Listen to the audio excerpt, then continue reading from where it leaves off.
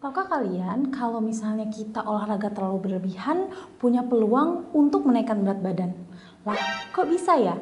Yuk simak penjelasannya. Hai Itizen, siapa nih dari kalian yang udah diet berkali-kali namun kok kelihatannya hasilnya nihil ya?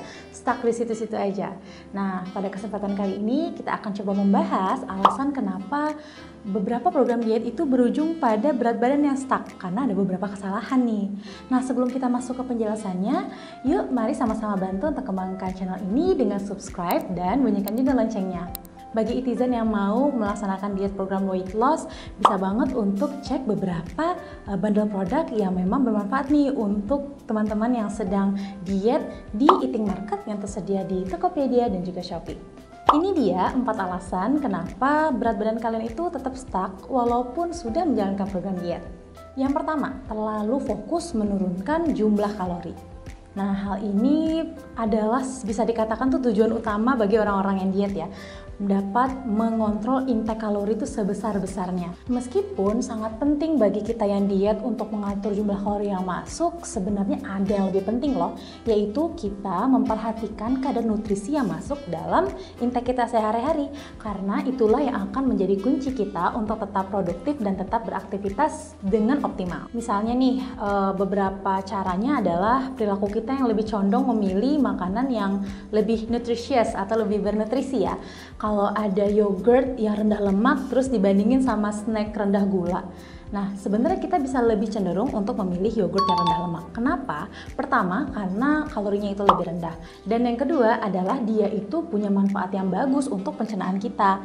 Jadi nggak cuma rendah kalorinya, tapi dia juga punya kandungan nutrisi lain. Faktanya, beberapa penelitian menunjukkan bahwa saat kita melakukan diet kalori itu dapat punya dampak tersendiri terhadap performance tubuh kita membakar kalori, di mana intensitas atau kemampuannya itu menurun sekitar 23%. Bayangin aja deh, kalau misalnya kita defisit kalori secara ekstrim, sebenarnya massa tubuh kita tuh akan menurun, apalagi diperparah kalau kita itu nggak nyamain dengan olahraga plus konsumsi proteinnya nih yang nggak diseimbangin. Nah, penting banget kita untuk memperhatikan intake protein, di mana kebutuhannya itu sekitar 0,75 gram per 1 kg berat badan. Berarti rata-rata untuk laki-laki 55 gram per hari, sedangkan untuk perempuan 45 gram per harinya. Yang kedua adalah kesalahpahaman dalam menghindari lemak.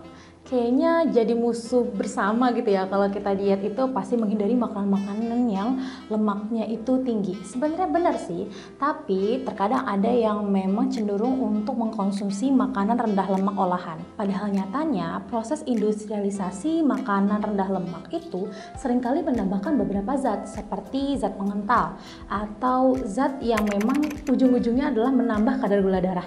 Contohnya nih, pada saat kita mengkonsumsi keju yang rendah lemak, sebenarnya ada tambahan zat pengental tertentu yang dimasukkan ke dalamnya. Selanjutnya seperti kue kering rendah lemak. Nah, dia ini biasanya menggunakan tepung yang sebagaimana diproses gitu ya, sehingga teksturnya ini menyerupai makanan yang tinggi lemak. Tapi ujung-ujungnya akan berimpact pada kenaikan gula darah kita. Jadi, sebaiknya disarankan untuk kita mengkonsumsi makanan-makanan yang rendah lemak tapi yang alami, Itizen.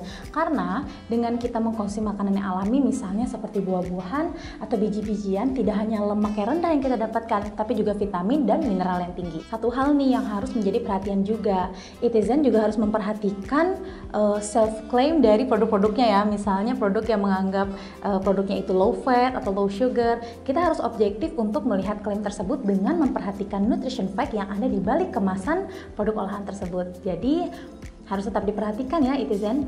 Yang ketiga adalah manajemen stres yang kurang baik. Kalau misalnya kita stres itu biasanya survival mode kita itu udah turn on gitu ya. Dan biasanya secara alamiah tubuh itu memproduksi hormon-hormon tertentu yang memang mendukung prosesnya. Salah satunya adalah hormon kortisol. Nah, hormon kortisol ini pada saat diproduksi di tengah kita merasakan stres, itu dapat memicu organ hati untuk merubah protein menjadi karbohidrat dan akhirnya disimpan dalam bentuk lemak di dalam tubuh kita. Satu sisi, hormon kortisol ini juga dapat memicu nafsu makan. Alhasil, kalau kita stres sebenarnya bukan hanya menghambat kesuksesan program diet kita, namun juga berpeluang untuk meningkatkan berat badan kita. Yang keempat, alasannya adalah terlalu banyak olahraga. Aneh ya, kita mikirnya kalau terlalu banyak olahraga kalorinya akan berkurang. Namun ada peluang saat kita terlalu banyak olahraga, alhasil kan kebanyakan nih kurangnya kalori kita. Kita akhirnya pun akan merasakan terlalu letih, terlalu lelah. Nah, ada peluang pada saat kita terlalu letih atau lelah ini untuk craving makanan-makanan yang punya kalori dan kadar gula yang tinggi.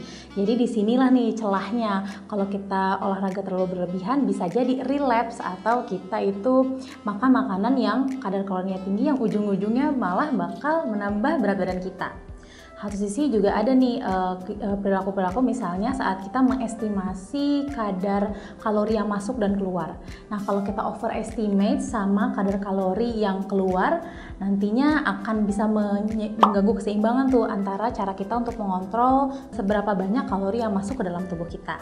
Nah, setelah penjelasan ini berarti Itizen udah tahu kan beberapa kesalahan umum nih kenapa program diet itu ujung-ujungnya gagal atau berat badannya stuck.